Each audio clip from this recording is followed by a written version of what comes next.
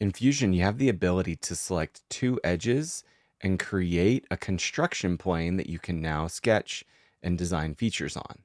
It's very easy to do. Just go to Construct, Plane through two edges, select two edges that you'd like your plane to run through. You can now create a sketch and do features at this location.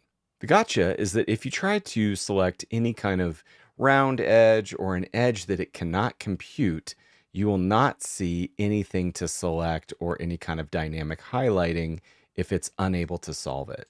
If I now try to select this edge, it is able to solve between those two edges at this angle. When it comes to the different things that you can select, you are allowed to select axes, so the existing reference axis here and this edge on this other part, that will work. You can work with existing sketch entities like this line and still to a solid edge. And you can do multiple sketch lines as long as it's able to solve between them. Hope this helps. See you guys in the next video.